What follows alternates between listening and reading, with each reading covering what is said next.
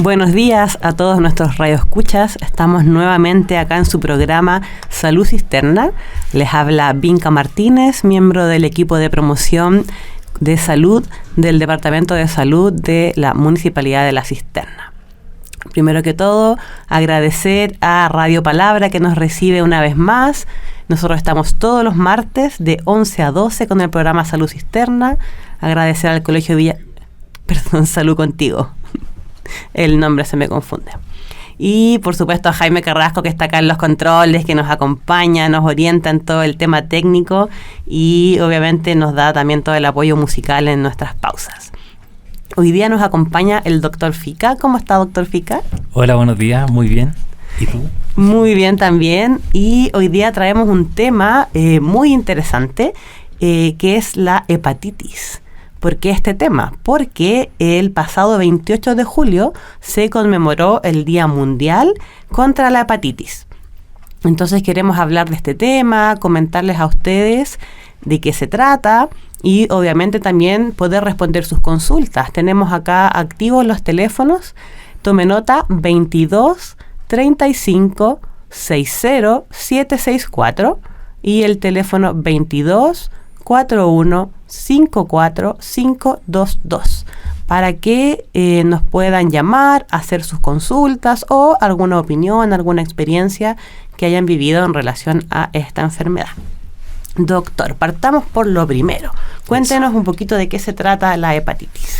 Ya, en primera instancia vamos a partir por la definición de la palabra. O sea, En general las personas sabemos, y es como de cultura, que cuando en alguna palabra médica usamos itis, es inflamación. Entonces, si estamos hablando de hepatitis, es la inflamación del hígado.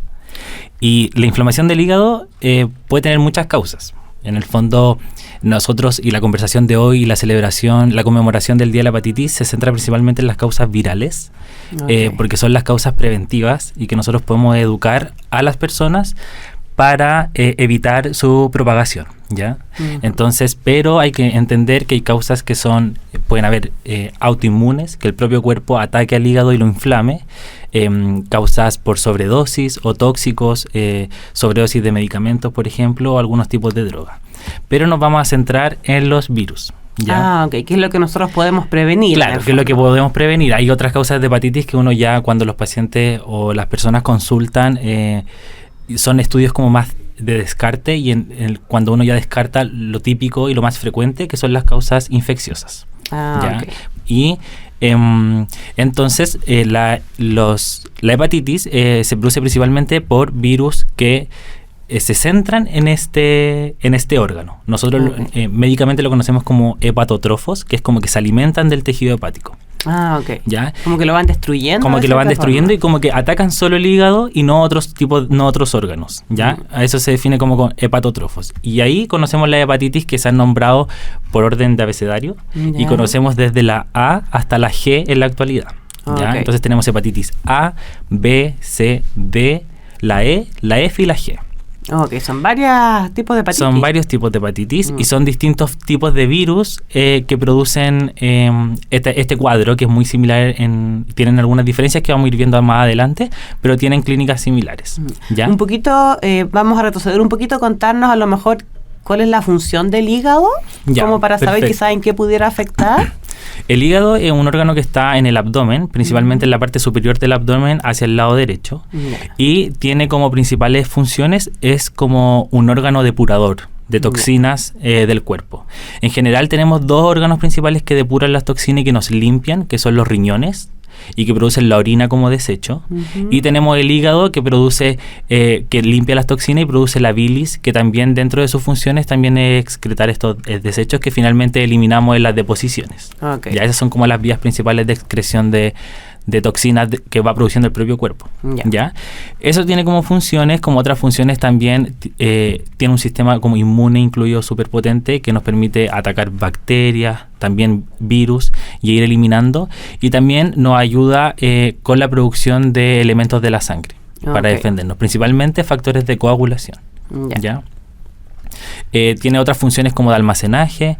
Es ahí donde la glucosa que da vuelta en la sangre se almacena en el hígado y la tenemos de reserva en caso de ayunos prolongados, por ejemplo. Uno va quemando desde el hígado nuestras reservas. Y produce la bilis, que me imagino también es como algo que se conoce mucho porque se almacena en la vesícula biliar. Ahí se almacena la bilis. Sí, suena como el concepto de la bilis. Claro, o la colecistectomía, que es como una cirugía muy frecuente en la población chilena, donde se producen cálculos en la bilis, pero también produce bilis que nos ayuda a degradar los alimentos principalmente grasos. Ok. Esas son como las funciones principales del hígado. Y bueno, y la hepatitis es la inflamación de esto, y podemos ver alteradas todas estas funciones cuando hay un cuadro inflamatorio. Ya. Ok. Si tú nos ibas a contar de los tipos de hepatitis que habían casi de la A a la Z. Claro, siempre se han ido, o sea, siempre se va descubriendo algo más, pero principalmente esos son los hepatotrofos, como decíamos, que atacan principalmente ahí, y tenemos 2 virus que también pueden tener un compromiso en el hígado sin ser solamente exclusivo del hígado, que es el citomegalovirus, que es un virus también frecuente en la población, pero que no se conoce mucho, y el virus Epstein-Barr, que se conoce porque produce la enfermedad del beso, que es la enfermedad de la mononucleosis. Ok. También puede tener un compromiso, también producir hepatitis en el fondo. Pero nos vamos a centrar en los hepatotrofos, que son de la A a la G hasta la actualidad. Ok. ¿Y cómo son, por ejemplo, los contagios de estos virus? Ya, vamos a partir con la hepatitis A. Se describía antiguamente que era un contagio principalmente por aguas servidas o por alimentos mal lavados, principalmente con aguas no sanitizadas en aquellos años. Ahora que se ha estudiado más y se conoce que el principal agente de contagio es el contacto fecal oral, así lo describimos nosotros. En el fondo, llevar deposiciones contaminadas a la boca. ¿Ya? Y eso se puede dar en múltiples circunstancias, como por ejemplo, y que ya se describía hace mucho tiempo, comer alimentos o beber agua contaminada con deposiciones. Antes quizás no estaban los sistemas actuales ni de alcantarillado ni de sanitización del agua, y podría ser frecuente tal vez lavar alimentos o consumir alimentos con agua que pudiera estar contaminada con deposiciones con el virus. Ok. ¿Ya? Eso era el principal método de contagio, el contacto directo con deposiciones infectadas con el virus, por ejemplo, mal aseo de las manos, quizás tener o tocar algo que pudiera estar contaminado con deposiciones y luego llevársela a la boca. Eso en el fondo, la persona primero tiene que estar contaminada con el virus y después esas deposiciones contaminan en la medida que uno no se lave bien las manos o el agua esté infectada. Claro, es que el mecanismo es como se inflama el hígado y el virus se empieza a excretar, como les explicaba, se excreta también a través de la bilis. Y la bilis sale por las deposiciones. De hecho, la bilis es lo que le da el color a las deposiciones. ¿Ya? Entonces, finalmente ahí va mucha concentración de virus que finalmente es muy contagiante. ¿Ya? Y bueno, y ahora con el tiempo también se ha descubierto, pensando en que el contacto principal es fecal-oral, también se han visto que algunas prácticas sexuales podrían también aumentar el riesgo, y se ha visto brotes en el último tiempo de esa causa de contagio. ¿Y en ese sentido el uso de preservativo pudiera proteger también de la hepatitis? Pudiera proteger, sí, no principalmente en la hepatitis A, más bien, pero sí mecanismos de barrera. Pensando en prácticas sexuales, por ejemplo, el sexo oral. Barreras de látex. Eso es principalmente porque lo que hay que evitar para contagiarse es el contacto fecal oral. ¿Ya? No es como una vía sanguínea, por decirlo así, o fluida, sino que es contacto fecal oral. Eso es lo que hay que prevenir para la hepatitis A. La hepatitis B. La hepatitis B, el mecanismo que se descubrió o que se estudió es principalmente la vía parenteral. Eso quiere decir que es una vía de no acceso a través de la boca. O sea, ¿en qué forma nosotros podemos ingresar cosas a través del cuerpo que no sea a través de la boca? Eso es lo parenteral, y las opciones son endovenoso, subcutáneo, intramuscular. ¿Ya? Entonces, en base a eso es que están los riesgos asociados a contagiarse de hepatitis B, que es principalmente el contacto con sangre. O sea, intercambio de jeringas, que quizás las jeringas tienen que ser desechadas, no puede pasarse de un paciente a otro, pero quizás puede ocurrir o puede pasar en algún, no sé, un lugar de tatuajes, por ejemplo, en donde la gente comparta agujas y pueda contagiarse el virus de la hepatitis B. Entonces, el principal contagio es el parenteral, y como está asociado al contacto de sangre principalmente, es este sí tiene mucha relación como infección de transmisión sexual. Ok. ¿Ya? Pensando en el fluido. Si es que la sangre tiene altas concentraciones del virus, es muy probable que los fluidos del cuerpo también lo tengan. ¿Ya? Entonces sí se considera una infección de transmisión sexual. La hepatitis A también, pero por otro mecanismo como ya explicamos.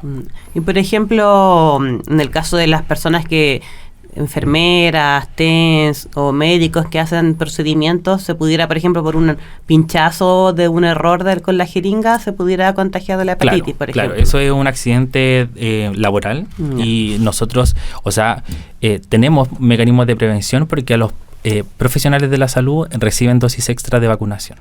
Vamos a hablar más adelante igual de las vacunas. Ya en el Programa Nacional de Inmunizaciones de Chile hay vacunación contra la hepatitis, pero las personas que trabajan en el área de la salud tienen dosis de refuerzo. Yo recuerdo que en la universidad nos vacunaron contra la hepatitis B. Claro, la vacunación se inicia en el periodo universitario porque en el fondo, a pesar de que todavía no somos profesionales, tenemos muchas prácticas clínicas que nos someten al riesgo de poder recibir algún pinchazo o algún accidente con algún bisturí que nos haga tener contacto con sangre probablemente infectada. Entonces, en la universidad, antes de iniciar las prácticas clínicas, el estudiante tiene que ingresar al campo clínico con las 3 dosis extra de vacuna contra la hepatitis B. Okay. Y el último mecanismo de transmisión de la hepatitis B, pensando en, como ya hablábamos de los fluidos y de la sangre, es el vertical. Es decir, que la madre, si es que tiene hepatitis B, se lo pueda transferir a su hijo a través del embarazo y del parto. ¿Ya? Y para eso también tenemos formas de prevenirlo. Y en general, entonces, a las mujeres embarazadas se le hacen como pruebas de sangre para ver si tuviera ese diagnóstico. Claro. La mujer, la persona que se embaraza, es importante que tenga sus controles prenatales, porque en el fondo ahí van los estudios de screening que le llamamos nosotros, que es para descartar cualquier infección o cualquier enfermedad que pueda poner en riesgo la vida tanto de ella como del bebé que está por nacer. Okay. La hepatitis C, el mecanismo de acción es también parenteral, como ya hablamos en la B, o sea, es decir, a través de jeringa, inyecciones intramusculares, tatuaje. La hepatitis C, a diferencia de la B, tiene muy poco contagio a través de vía sexual, pero no se ha descartado. En el fondo, pensando en que la transmisión es a través de sangre, pudiera haber contagio a través de la vía sexual, pero no es lo más frecuente. ¿Ya? Y sí está indicado tanto en la hepatitis B como en la hepatitis C el uso de condón siempre, en caso de que hubiera, por ejemplo, nosotros le llamamos como relación cero discordante, en que en el fondo una persona es hepatitis positivo y la otra persona no, para evitar la transmisión. Como las personas con VIH, que también tiene el concepto de cero discordancia cuando un integrante es positivo y el otro es negativo. Y en ese caso es una protección efectiva. No sé, una persona pudiera tener una relación sexual con una persona que tiene el diagnóstico, pero si se cuida no tiene el riesgo de contagiarse. Claro, es una protección efectiva. Sí. La hepatitis D también es la misma vía. Está muy asociado la hepatitis D a la hepatitis B. ¿Ya? Porque además, lo vamos a ver más adelante, pero la hepatitis D es como un virus cojo, como que no funciona por sí solo. Tiene que estar asociado a la hepatitis B. O sea, un paciente con hepatitis D sí o sí tiene hepatitis B.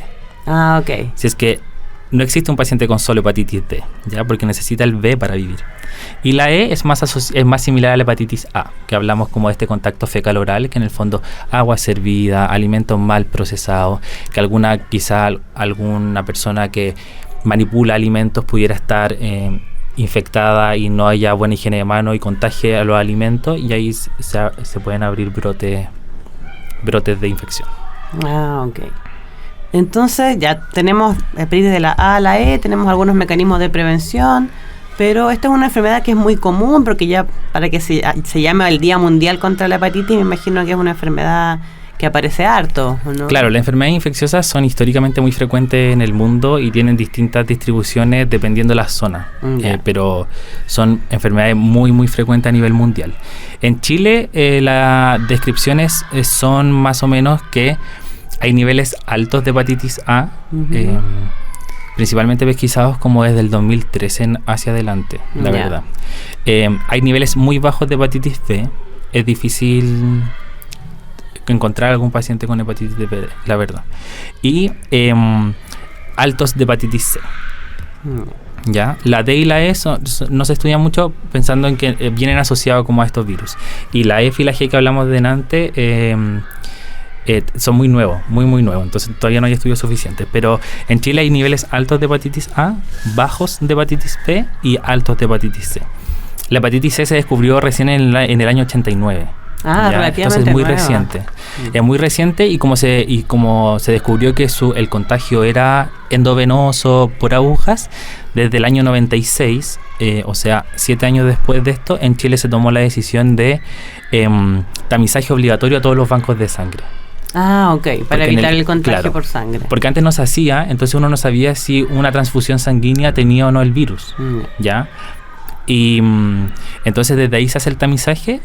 Y dentro de las preguntas que hacemos los médicos, por ejemplo, pensando en algún cuadro que sea sugerente de esto, es si es que recibió alguna transfusión o no antes del año 96, pensando que pudiera tener riesgo de hepatitis C. ¿Y pudiera ser que una persona tuvo la transfusión en esa época y que aparezcan los síntomas ahora? Sí, que eso lo podemos partir hablándolo ahora, en relación como a los síntomas asociados a cada hepatitis. Vamos a hacer, un pequeño recordatorio para nuestros radioescuchas. Estamos acá en Salud Contigo, en FM Palabra 106.3. Estamos con el doctor Fica del CEFAM Santa Anselma, hablando sobre la hepatitis. Si tiene alguna consulta, algún comentario, se puede contactar con nosotros por teléfono al 22-35-60764 y al 22-41-54522.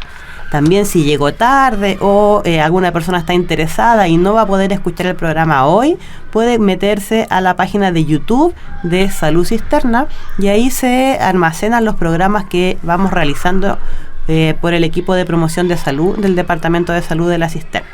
Así que una vez que terminemos acá, va a quedar guardado el audio en YouTube para que lo pueda escuchar, lo pueda compartir sobre este tema tan interesante que es la hepatitis.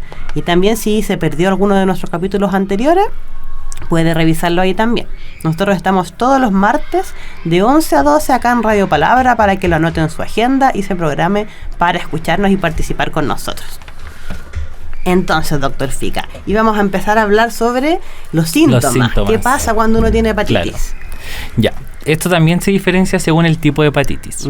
Ya, porque como vimos son virus distintos. Se asocian como virus de hepatitis porque en el fondo solo se alimentan finalmente del hígado, pero funcionan distintos. ¿Ya? La hepatitis A, como la letra A, es como un cuadro agudo, es decir, que dura poquito. ¿Ya?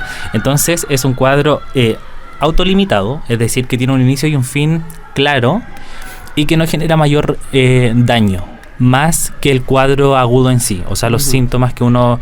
Finalmente es como un resfrío del hígado, si se pudiera decir de una forma. Pero, claro, es agudo, benigno en la mayoría de los casos. Hay un pequeño caso en que pudiera generarse una falla hepática grave, pero no es lo más común. ¿Ya? Lo más común es que pase. ¿Ya? Y en general los virus y las bacterias tienen un periodo de incubación. Incubación se llama que el virus primero tiene que replicarse y crecer dentro del cuerpo para poder generar síntomas. Con poquita concentración en general los pacientes y las personas no tienen ningún síntoma, pero se necesita incubación, que eso es como que crezca y que alcance la capacidad suficiente de generar un daño perceptible por el cuerpo. ¿Ya? Entonces en el periodo de incubación es la concentración más alta de virus en las deposiciones. O sea, ¿qué quiere decir eso? Que una persona no tiene ningún síntoma cuando está contagiando en grandes cantidades. Complicado. ¿Ya? ¿Y cuánto puede ser la duración de ese periodo de incubación? La incubación varía, pero es cortita, dentro como por ejemplo entre 15 y 30 días.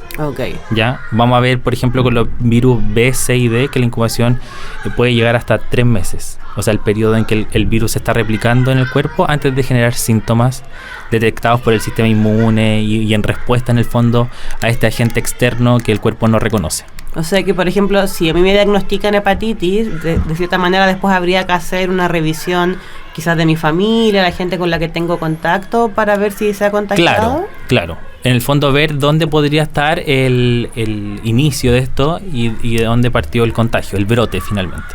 Okay. ¿Ya? Pero hay que tener claro en eso. Entonces, en el fondo no hay que dejarse estar en pensar que una persona porque no tiene síntomas, y esto corre para cualquier tipo de infección, que alguien que no tenga síntomas no significa que no tenga el virus. Okay. ¿Ya? Y entonces, como decíamos, alcanza las mayores concentraciones contagiantes en las deposiciones antes de tener síntomas. Pasado este periodo, baja la contagiosidad de las deposiciones y comienzan los síntomas, que son principalmente dolor abdominal. Como dijimos, el hígado está en el abdomen, al lado derecho. Dolor abdominal, muchos síntomas digestivos como náuseas, diarrea también puede haber. Hay pérdida del apetito y sobre todo ictericia, que ictericia es la coloración amarilla del cuerpo. Eso es lo que uno conoce más a modo general, claro. Que si uno está amarillo, algo pasa con el hígado. Algo pasa con el hígado, algo pasa con la vesícula, pero en el fondo es la coloración que entrega la bilis. ¿Ya? Okay. Entonces, cuando hay inflamación, aumenta también las concentraciones de bilirrubina y puede haber esta coloración amarilla tanto de la piel como de los ojitos. Okay. ¿Ya? Y eso lleva también cambio en las deposiciones. Pueden ponerse un poquito más claras porque finalmente la bilis se nos está yendo a la sangre en vez de yéndose por el torrente digestivo finalmente, que es como el mecanismo habitual. Puede haber fiebre también, como cualquier infección, y síntomas como debilidad, cansancio, como un compromiso del estado general finalmente. Y en ese sentido, pensando en que no haya, por ejemplo, el coloración amarilla, que es como más diferente, puede ser que una persona no le dé importancia, por ejemplo, que uno se resfría y no siempre que se resfría va al médico, o no siempre que tiene problemas estomacales va al médico, o son muy intensos que en general la gente consulta. Yo creo que hay de todos los casos. Yo llevo muy poquita práctica profesional, pero he visto de todo un poco. O sea, en el fondo pacientes que consultan inmediatamente porque es algo normal, como pacientes que no consultan y pasa, y como pasó, no se preocuparon más. Como también está la opción, y como todos los virus y como aprendimos con el COVID, que puede ser asintomático. Okay. Entonces, en el fondo no es generar ningún síntoma, pero haber tenido la infección. Y en ese caso la persona se mejora y no tuvo tratamiento y se mejoró. Y se mejoró. Okay. Sí, de hecho, el tratamiento principal de la hepatitis A es sintomático, o sea, soporte. Finalmente, darle las condiciones al cuerpo, a los síntomas, para que pase este periodo, pero en el fondo no tenemos un medicamento para atacarlo. Okay. Sí tenemos uno para prevenirlo, que es la vacuna, que vamos a hablar más adelante. Pero el tratamiento es sintomático principalmente, o sea, si hay diarrea, hidratarlo, si hay vómitos, qué podemos hacer con los vómitos, y si hay dolor, qué hacemos con el dolor. Claro, porque tú hablabas que era un virus. Claro. Y en general los virus no se pueden como resolver, ¿no? Como a diferencia de una bacteria, por ejemplo, que se mata la bacteria. Claro, las bacterias en general requieren antibióticos y con eso la matamos. Los virus en general pasan por el cuerpo. Algunos pueden quedarse y esconderse y reaparecer más adelante, pero finalmente no es lo típico el tratamiento como antiviral, como sí con el tratamiento antibiótico. Okay. Que finalmente la definición más clara es que las bacterias son algo vivo que hay que matar, y los virus no son vida, no tienen vida, o sino que usan el cuerpo para replicarse, pero finalmente no es algo vivo que haya que ir a matar. Ok. Super. En relación a la hepatitis B, o podemos hacer la distinción al tiro con la C. La A, como dijimos, hepatitis A de agudo, de algo corto, rápido y que se resuelve. La hepatitis C, crónica. Ok. ¿Ya? Ahí nos acordamos la A agudo, la C crónica. ¿Ya? La hepatitis C en el 80% de los casos se cronifica, es decir, quedó con la infección para el resto de la vida. Eso hasta hace poco que se encontró la cura. Súper. Pero eso era lo habitual. En el fondo la hepatitis C se cronifica. Y la hepatitis B, que está entre medio, tiene ahí un rango, pero que va más o menos como el 5% de la hepatitis B se cronifican y el 95% se resuelven. ¿Ya? La hepatitis B, en el fondo, cuando hablamos de algo crónico, finalmente lo que queremos decir es que el sistema inmune del cuerpo está tratando de destruir el virus, pero no sabe muy bien cómo dirigirlo, entonces finalmente ataca al hígado. Y el hígado se inflama crónicamente porque el cuerpo está atacando al hígado también, no solo el virus. Llegó el virus y tratando de defender al cuerpo, el sistema inmune va a atacar. Va a atacar y ataca también al hígado. ¿Ya? Y se forma como un círculo vicioso de inflamación. Como dijimos, menos del 5% de la hepatitis B llegan a cronificarse y tiene síntomas más como gripales, ¿ya? Más como si fuera como una influenza. Como síntomas respiratorios, decaimiento, puede haber fiebre también. Eso como en el periodo agudo, ¿ya? Y la hepatitis C, como dijimos, principalmente es crónica, ¿ya? Los síntomas de la hepatitis crónica, son larvados en el tiempo, es decir, que yo no tuve 2 semanas amarillo, sino que quizás yo me fui poniendo amarillo, ¿ya? De a poco. O de a poquito más cansancio, más poquito más debilidad, y así en el fondo de a poquito, porque va hablando de inflamación persistente en el hígado que se va dañando finalmente. Entonces se van viendo como estas alteraciones, que son alteraciones de las funciones que hablamos en el comienzo propias del hígado. ¿Y pasa también en la hepatitis C o la B cuando se cronifica con la molestia estomacal, igual es permanente? Claro, también pueden haber esos síntomas, como dolor abdominal permanente, que quizás no está tan asociado con los alimentos, sino que está siempre ahí la molestia. Puede ser que se presente de esa forma. Y es muy difícil de diagnosticar pensando en que los síntomas son bastante genéricos en el fondo. Claro, yo creo que la hepatitis A puede ser un poco más fácil, pensando que es un cuadro abrupto, pensando en que uno igual tiene que entrevistar al paciente y ver si hay algún factor de riesgo, o sea, pensando en todo lo que hablamos de cómo se contagia, o sea, si estuvo expuesto a algún posible contacto fecal oral, me aumenta mucho la probabilidad de que sea una hepatitis A, ¿ya? Y finalmente ese diagnóstico puede ser un poco más rápido. Yo creo que la hepatitis B y C es un diagnóstico un poco más complejo, porque son síntomas que van en el tiempo, como de a poco, pensando en la hepatitis B que se cronifica. Y hay que saber, por ejemplo, que en Chile al menos el 60% de los cánceres del hígado son secundarios al contagio de hepatitis B y C a la fecha. Entonces eso igual nos habla de que quizá el diagnóstico es tardío, pensando en llegar a un cáncer, porque finalmente la inflamación es tanta que empieza a haber fallas y se empieza a haber replicación celular un poco defectuosa, que finalmente es como la definición del cáncer, o sea, un tumor que está creciendo aceleradamente porque algo cambió, algo falló en la replicación normal celular y que llevó a un cáncer. Entonces, esas son como las estadísticas hasta la actualidad, que aproximadamente el 60% de los cánceres de hígado son secundarios a hepatitis B o a hepatitis C. ¿Y llega un examen de sangre que se pueda pedir para confirmar si la persona tiene hepatitis?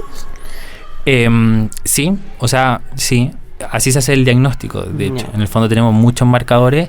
En la A es mucho más cortito porque en el fondo es una infección aguda, pero también en la B el espectro de exámenes es un abanico, porque en el fondo uno tiene que tratar de detectar en qué proceso está, si es que está, o sea, si es agudo, si es crónico, y eso se hace con distintos marcadores, o sea, se juega ahí un poco tanto con antígenos, que es decir, como partes del virus, también como anticuerpos, que el cuerpo produce anticuerpos en fases agudas, que los conocemos como IgM, y anticuerpos de fase crónica, que son los IgG. Entonces yo puedo pedir uno o el otro, pero eso finalmente, el juntar todo me va a permitir armar el abanico y ver la temporalidad de esta infección.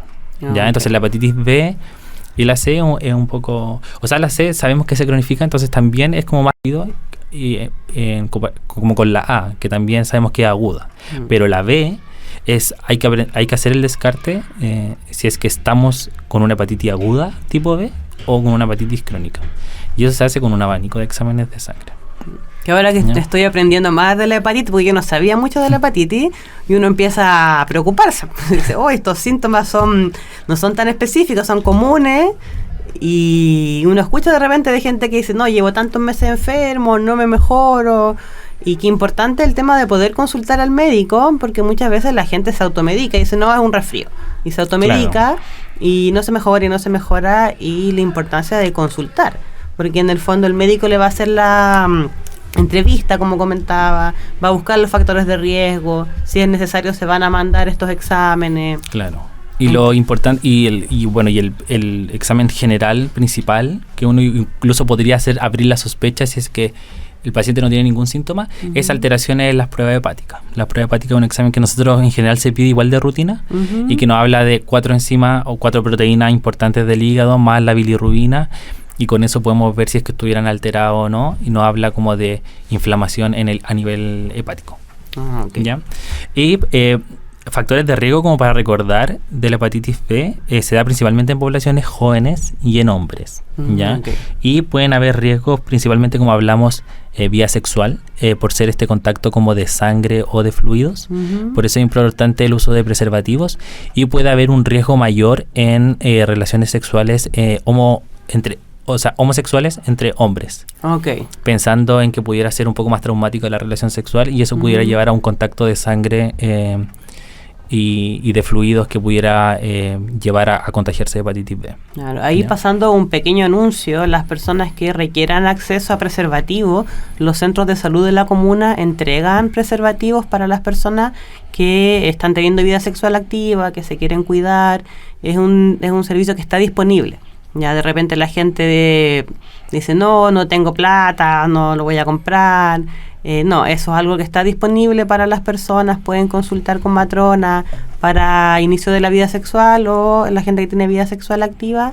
No solamente para la hepatitis, para muchas otras enfermedades es muy importante usar los preservativos, métodos de barrera, para que podamos tener una vida sexual activa, sana, y evitar contagiarnos de varias enfermedades, entre ellas la hepatitis. Así que para que se cuiden y no digan que no les avisamos, tenemos el acceso en los centros de salud, tanto de esta comuna como de todas las comunas, para que accedan a su CEFAM. Eso, es súper importante la prevención y el uso de preservativo. No solo para la hepatitis, que es muy importante, sino que para múltiples enfermedades de transmisión sexual. Exacto. Y me faltaría entonces la D y la E. Ya, la D y la E, como dijimos, la D es un virus defectuoso, o sea, es como un poco cojo y necesita del virus B para vivir. Eso... en general tiene 2 formas de presentación, es un poco más específico, pero tiene la presentación como de infección en conjunto con la hepatitis B. O sea, yo pesquiso una hepatitis B y pesquiso una hepatitis D. Y finalmente se está llevando este cuadro o síntomas del paciente que pueden ser los dos al mismo tiempo, o sea, los 2 virus atacando. Y también está la sobreinfección, que se llama, que es como un paciente con hepatitis B de forma crónica, que algo pasa, se altera aún más las pruebas repentinamente, y voy a buscarlo y detecto el virus, el hepatitis D. ¿Ya? Entonces, son los síntomas del hepatitis D. Necesita a la hepatitis B. ¿Ya? O sea, no va a haber ninguna persona solo con hepatitis D. No debería haber nunca. ¿Ya? Y la hepatitis E es muy similar a la A, que era aguda. Entonces, un cuadro rápido, síntomas rápidos de malestar, principalmente digestivo, diarrea, vómito, náusea, fiebre, coloración amarilla del cuerpo y de los ojos, y decaimiento. Y el E no es muy frecuente en Chile, la verdad. Principalmente se ha descrito que es endémico, o sea, que nació básicamente en Asia, hay un poquito en América Central, pero principalmente Medio Oriente, Asia y África. O sea, no tenemos que preocuparnos tanto de ese virus. No tanto. Pero las cosas cambian. Como epidemiológicamente las cosas cambian, como cambiaron con la hepatitis A. Y bueno, ahí vamos a hablar, pero el tema de la inserción de la vacuna también tiene una razón de ser. Y tiene que ver con estos cambios o este movimiento de gente. Claro, las migraciones van afectando también la epidemiología. La epidemiología de los lugares. Claro. Y se van viendo enfermedades nuevas. Y la hepatitis E se descubrió que es una zoonosis, que eso es básicamente que el contagio nace desde los animales hacia las personas. Y se descubrió que la transmitía el cerdo. El cerdo nos contagia de puras enfermedades. Hepatitis E. Por eso hay que ser vegetariano. No. Eso es comentario mío, no nutricional. Yo no soy nutricionista, por si acaso. Sí, pero se descubrió que el cerdo transmite la hepatitis E. Ok. Mire, vamos a hacer una pequeña pausa. Vamos a seguir hablando de la hepatitis, cómo cuidarnos principalmente, cómo se trata. Así que estén atentos y volvemos en unos minutos. Hola de nuevo, estamos acá en Salud Contigo, su programa del Departamento de Salud de la Cisterna. Me alegro mucho también de verlos y de que me escuchen. Recuerden que estamos todos los martes de 11 a 12 aquí en Radio Palabra 106.3 y también nos pueden escuchar en la señal online fmpalabra.net. Y para los que llegaron tarde o quieren volver a escuchar el programa de hoy, pueden ingresar a YouTube, a la página de Salud Cisterna, y ahí quedan registrados todos los programas que hacemos acá en Salud Contigo. Hemos tenido hartos temas interesantes, estamos ya hace varios meses trabajando, el año pasado también. Así que ahí se puede entretener mientras está en su casa, mientras está cocinando, haciendo el aseo, o si está haciendo un trabajo medio fome, está medio aburrido, se pone de acompañamiento el programa Salud Contigo para que vaya aprendiendo de distintos temas de salud, salud física, salud mental, todos los temas que le pueden ser de su interés. También estamos disponibles para escuchar sus preguntas. Hoy día han estado medio tímidos. Les voy a volver a recordar los teléfonos para que nos llamen. Tome nota: 22 35 60 764 y el teléfono 22 41 54 522. Vamos a aprovechar de hacer una pequeña sección de avisos, de réclames, para que usted también vaya tomando apunte y vaya pensando cuál de estas atenciones a lo mejor le falta, necesita, o quizás su familia, su vecino, para que vaya pasando el dato. Estamos en el Departamento de Salud y los centros de salud de la comuna con nuestras jornadas de vacunación. Estamos en campaña de vacunación de la influenza, del COVID y Neumo 23. La Neumo 23 es para la neumonía para los adultos mayores de 65 años. Así que si no se ha puesto estas vacunas y está atrasado, puede dirigirse a los centros de salud para vacunarse, o también tenemos algunos operativos en terreno. Hoy día estamos a martes 30 de julio, sí. Está el equipo en la Feria de las Brisas. Si usted está cerca ahí de la Feria de las Brisas, puede pasar a comprar alguna cosita y se va a vacunar. Va a estar el equipo hasta las 2 de la tarde. Y el jueves 1 de agosto va a estar el equipo también en la Feria Fuensalida Urrejola de 10 de la mañana a 2 de la tarde. Muy importante, la vacuna del COVID es desde los 12 años, la vacuna de influenza es desde los 3 años, la neumonía desde los 65 años. Tiene que llevar su documento de identidad, puede ser su carnet, pasaporte, algún documento que marque su identidad. Y estar bien atento a nuestras redes sociales, ya que de repente se generan cambios en los horarios o en los lugares. Las redes sociales, tanto en Facebook como en Instagram, son Salud Cisterna, para que le dé me gusta, le ponga seguir, porque siempre estamos informando sobre las distintas actividades, operativos, talleres que se están realizando. De hecho, hoy día le mandamos saludos a la Junta de Vecinos Augusto Viaut, porque ellos se encuentran en este momento en un taller de salud odontológica para las personas embarazadas, para cuidar su salud odontológica. Así que les mandamos saludos, deben estar ahí muy atentos, aprendiendo. Lamentablemente no nos están escuchando, así que tienen que escucharnos en YouTube. Otros avisos de utilidad pública: recordar que nosotros como centros de salud ofrecemos los exámenes preventivos que están acompañándonos en todo nuestro ciclo vital. Ya los niños pequeños tienen que tener su control sano hasta los 9 años, control sano una vez al año. Bueno, cuando son más pequeñitos es un poco más seguido, pero después más grande una vez al año. Después tenemos el control joven sano, que parte a los 10 años y los acompaña durante su adolescencia, en su proceso de desarrollo. Y la evaluación del joven sano los acompaña hasta los 24 años, si no me equivoco, ¿no es cierto? Y porque el EMPA es de los 25. Sí. Sí, lo pillé. O sea, estaba volando bajo el doctor. La ficha clave hasta los 19. Hasta los 19. Desde los 20 hasta los 64. El EMPA. Ahí está, ahí me había equivocado. Hasta los 19 años, 10 a 19 años, la evaluación de joven sano. Y después de los 20 años, parte el EMPA. Va cambiando de nombre. Si no se acuerda del nombre, no importa. Usted llega a el mesón de su sector y dice: me quiero hacer mi examen preventivo. y según la edad que tenga le van a indicar.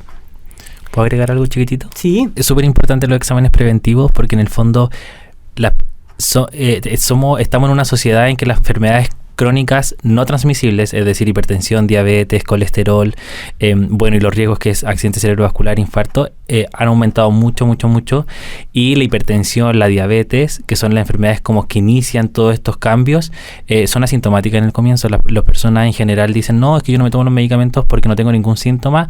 Eso es falso. Nosotros entregamos medicamentos para evitar las complicaciones graves porque son mortales, y graves porque son secuelares y dejan mucha secuela. Así que importante el examen preventivo, porque aunque usted no tenga ningún síntoma, usted no sabe cómo están sus presiones, no sabe cómo está su glicemia, y tiene que pasar un tiempo para que eso se empiece a notar con síntomas evidentes. Así que mejor prevenir que lamentar. Exacto. El control EMPA, que es para la población adulta, es un control bastante breve, no tiene que dedicar mucho tiempo de su vida, puede tomárselo de manera espontánea, asistiendo al mesón de su sector. El control de la ficha CLAP Joven Sano es un poco más largo, porque como les comentaba, acompaña el proceso de desarrollo de salud del adolescente. Entonces implica evaluación de salud mental, desarrollo de salud sexual, factores de riesgo. Y el examen para la ficha CLAP o control joven sano sí tienen que pedir una horita, ya sea en su sector o por telesalud. Y luego para los adultos mayores, desde los 65 años hacia arriba, tenemos el EMPAM, examen médico preventivo del adulto mayor, que también hay que pedir ahorita en su mesón o por telesalud, y es también un poquito más largo, porque ahí intervenimos en los factores de riesgo del adulto mayor. Evaluación cognitiva, evaluación de salud mental y factores de riesgo de caídas. Así que muy importante, chequea a toda su familia, a sus amigos, sus vecinos, si se han hecho o no sus exámenes preventivos para que puedan identificar con tiempo las enfermedades y cuidarse y evitar secuelas. Vamos a retomar entonces el tema de hoy. Estamos hablando de la hepatitis en honor de la conmemoración del Día Mundial contra la Hepatitis, que fue el pasado 28 de julio. Y nos faltaba revisar temas de tratamiento y de prevención, tema de las vacunas, que las conversamos a grosso modo, pero vamos a entrar un poquito más en detalle. Ya, hablemos primero del tratamiento para terminar con el fuerte, que son las vacunas, que son la prevención finalmente de la hepatitis. El tratamiento, como dijimos, el hepatitis A era sintomático. Entonces eso lo podemos traspasar también a la hepatitis E, que dijimos que eran muy similares. Entonces, manejar los síntomas hasta que el virus pase. Okay. ¿Ya? Como un resfrío común, pero un resfrío del hígado. La hepatitis B, el manejo agudo es muy similar. O sea, esperar que pase y manejar los síntomas. Si se cronifica con el tiempo, hay tratamientos específicos que con el tiempo han ido saliendo y evolucionando, pero son tratamientos súper específicos que se entregan en el nivel hospitalario. ¿Ya? Ok. O sea, es una derivación a nivel secundario, claro, nivel hospitalario. A gastroenterólogo, especialista, hepatólogos también hay, especialistas en hígado, que ven el tema del tratamiento, pero son principalmente medicamentos para atacar el virus, como antivirales. Y la hepatitis C, lo que se conocía hasta hace muy poquito era que no tenía cura. En el fondo, finalmente, cuando uno habla de que no tiene cura es porque el tratamiento final era el trasplante de hígado. O sea, cambiar este hígado como defectuoso y contaminado por un hígado sano. Ese era como el tratamiento final, que tampoco tienen opción todos los pacientes, porque finalmente hay listas de espera, hay poca cultura del trasplante en Chile, entonces se recibe poco órgano donado.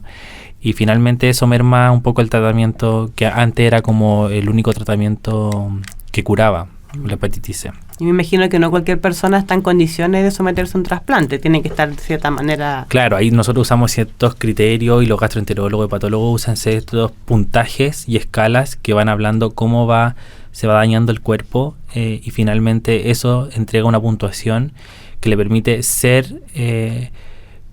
tener las condiciones para poder recibir un trasplante, porque también es como un estrés súper alto para un cuerpo recibir un órgano externo.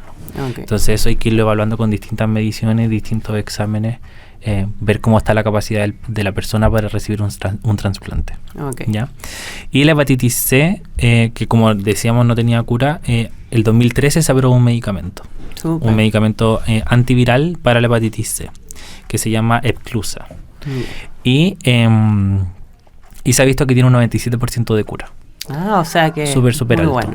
Entonces es un tratamiento prolongado, pero que permite curar la hepatitis C. Y eso cambió mucho la historia de la hepatitis, como haber encontrado este medicamento. Claro, personas que solamente podrían haber optado a un trasplante ahora pueden tener ese tratamiento. Y que finalmente termina siendo como una sentencia de muerte, tal vez, el haber adquirido hepatitis C. Ahora cambió y hay opciones de cura y opciones de cura súper altas. El Hospital Barro Luco, que es nuestro hospital derivador de la comuna, entrega este medicamento, tiene un grupo de pacientes ya totalmente curados, y eso es súper bueno, es un avance súper grande. Para una enfermedad que se pensaba que no tenía cura, ahora ya la tiene y en el fondo es de acceso gratuito para los pacientes del país. Qué importante, y hace poco relativamente, hace muy poquito y con una efectividad súper alta. Y el tema de las vacunas, en Chile nosotros tenemos el Programa Nacional de Inmunizaciones, que es como este esquema de vacunas como que reciben todos los niños en Chile. Deberían recibir todos los niños en Chile, por ley, ¿ya? Y eso incluye vacunas para la hepatitis B, que es la primera vacuna que se pone. O sea, el día que nace, a los 15 minutos, ya está vacunado. Que esa es la primera dosis de la hepatitis B. Luego se recibe en una combinación de una vacuna que combina 6 virus. Uno de ellos es la hepatitis B, que se recibe a los 2, a los 4 y a los 6 meses. Y se agregó un refuerzo al año y medio, a los 18 meses. ¿Ya? Eso es como protección contra la hepatitis B que se recibe en Chile y que deberían recibir todos los niños. Y ahí recordar que los centros de salud cuentan con los vacunatorios. Los vacunatorios están abiertos a toda la población, independiente de que no estén inscritos en el CEFAM. Importante sí que en el caso de que no estén inscritos en el CEFAM, que tengan su control al día con el pediatra y que puedan llevar a los chicos a vacunarse con toda su dosis en el tiempo correspondiente para evitar que de grandes tengan estos riesgos de enfermarse. Claro. La hepatitis A si bien existía vacuna, no estaba dentro del Programa Nacional de Inmunizaciones, que es gratuito en Chile, hasta el 2013, que se agregó solo para las regiones de Arica y Parinacota. ¿Porque había mayor factor de riesgo? Porque se hizo un estudio y se vio que el cambio epidemiológico aumentó mucho la concentración de hepatitis A en niños entre 5 y 9 años.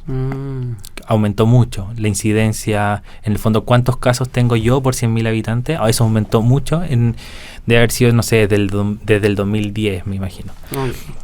Que llevó que el 2013 se agregara la vacuna para Arica y Parinacota. Luego se siguieron haciendo estudios de incidencia en las distintas regiones y finalmente luego se agregó a la región del Biobío la vacuna contra la hepatitis A, que a todo esto se administra a los 18 meses, a un año y medio, similar al refuerzo de la hepatitis B. Y el 2018 ya es nacional, plan nacional. O sea, desde el 2018 todos los niños nacidos en Chile reciben la vacuna. Y no nacidos en Chile también, porque personas inmigrantes o extranjeros que llegan a vivir a Chile y son niños todavía, uno les puede hacer un esquema acelerado que se llama, que en el fondo es administrarle todas las vacunas en menos periodo, pero actualizarle su esquema de vacunación para que se puedan defender contra estos agentes infecciosos. Sí, súper importante recordar a las mamás extranjeras que están viviendo en Chile, que están con sus peques, que la atención de salud es gratuita y para todos los niños y niñas hasta los 18 años, sin ningún tipo de trámite especial. Ya las personas adultas tienen que hacer un trámite un poquitito más largo en relación a acreditarse en FONASA, pero los niños y niñas hasta 18 años, independiente del lugar en que nacieron, tienen acceso a salud. Así que acérquense a sus centros de salud para que se inscriban y puedan tener acceso, en este caso, al esquema de vacuna como estamos conversando. Así que eso principalmente, y el tema de la hepatitis C. Bueno, ya hablamos del medicamento, que es un tratamiento súper efectivo. Vacuna no tenemos, pero tenemos esto del tamizaje que hablamos de los bancos de sangre desde el año 96, que en el fondo, como era el principal mecanismo de contagio, se trata de erradicar esa fuente desde el 96 hacia adelante, teniendo en los bancos de sangre solo sangre no infectada. Y lo que se me había olvidado preguntarte respecto a, sobre todo la hepatitis C, que es crónica, el tema de posibles consecuencias a largo plazo. En el caso de, me imagino que va generando un daño ahí en el hígado. Hay que entender que la inflamación crónica genera un daño. Si nosotros, por ejemplo, tenemos una herida que está crónicamente inflamada en la piel, lo que hace el cuerpo es cicatrizarla, ¿ya? Y el cicatrizar significa como microscópicamente que esas células que eran vida y que finalmente forman parte del tejido de la piel, se transforman solo en colágeno. Y el colágeno es solo una proteína que finalmente no es una célula que me permite funcionar, metabolizar, producir energía, comer azúcar y producir energía, crecer, replicarse, sino que es colágeno, como una viga de fierro. O sea, no sirve para nada. No es como, sí, o sea, el ladrillo tampoco sirve mucho, por ejemplo, pero es como si la célula fuera un ladrillo y el colágeno solo fuera como la viga de fierro. Básicamente esa es la cicatrización. Yo tapo esa herida que se estuvo haciendo crónicamente con colágeno, con fierro, con nada. O sea, con un tejido que no es vida, finalmente, que no se va a reproducir, que no va a crecer, eso va a quedar para siempre. ¿Ya? ¿Qué es lo que pasa, por ejemplo, con las cicatrices en la piel? No cambian, están ahí. Están fijas. Claro. Y generan también limitación. Una cicatriz en la piel también limita el movimiento. Claro, eso, genera mucha limitación. Y eso pasa en el hígado. O sea, si yo expongo crónicamente al hígado a inflamarse, el sistema inmune lo que hace es colocar colágeno, y finalmente cicatrizo el tejido del hígado. Y ese proceso de cicatrización y que lleva a que se achique, a que se formen como unos nódulos, que se endurezca, se llama cirrosis hepática. Ese es un concepto que igual se escucha. Ese es un concepto que se escucha mucho y es importante tenerlo presente porque las causas en Chile de cirrosis hepática igual han ido cambiando. O sea, la gente, yo me imagino, y de hecho yo cuando niño, uno escucha que la cirrosis es del paciente alcohólico, por ejemplo. Claro, uno lo asocia a eso generalmente. Eso, porque era la primera causa en Chile hasta hace un tiempo. Pero ahora se ha visto que la principal causa de cirrosis hepática en Chile es producto de la obesidad y del hígado graso. ¿Ya? Nunca había asociado cirrosis con obesidad, no se me había ocurrido. Pasa, de hecho está sobrepasando a la población de cirrosis por alcohol, la de cirrosis por hígado graso, ¿ya? Y eso se llamaba hasta hace poco NASH, cirrosis por NASH. Y entonces eso para que lo tengamos súper presente, o sea, pensar que la obesidad puede llevar a cirrosis, porque la glucosa que yo dije al principio, una de las actividades que hace el hígado es almacenar azúcar para usarla en tiempos de ayuno. Pero si yo consumo mucho y no quemo esa energía, se almacena, y la obesidad finalmente es el almacenaje de energía que yo no estoy quemando o de nutrientes que yo debería usar para quemar y para la actividad física que no estoy quemando y lo estoy almacenando. Y eso finalmente produce la cirrosis y es también lo que produce la inflamación crónica de los virus. Entonces eso es lo importante. Todas las complicaciones asociadas a la cirrosis, que son muchas, es lo que finalmente puede producir también este virus, para tenerlo en cuenta. Ok. Siempre quedan muchas preguntas y muchas dudas, pero hoy día tuvimos una revisión general de lo que es la hepatitis, sobre todo cómo cuidarnos, cómo prevenirla. Así que qué bueno que nos hayan acompañado durante este programa. Los dejamos invitados para el próximo martes en el nuevo programa. ¿Sí? Un dato muy chiquitito. El virus de la hepatitis B es 100 veces más contagiante que el VIH, para que lo tengamos presente, de forma sexual. 100 veces más de riesgo que el VIH. Entonces, a cuidarse con preservativo para evitar este contagio. Nosotros nos vamos a ver la próxima semana, el martes 6 de agosto, y vamos a dar inicio a la Semana Mundial de la Lactancia Materna. Vamos a hablar de la lactancia, cuál es su impacto en la salud y muchas informaciones respecto a eso. También los invito a revisar nuestras redes sociales porque estamos realizando una actividad muy interesante para las mamás que puedan compartir su experiencia de lactancia a través de fotos, a través de relatos, si quieren hacer parte de esta conmemoración de la Semana Mundial de la Lactancia. Nos despedimos y muchas gracias por acompañarnos. Hasta luego.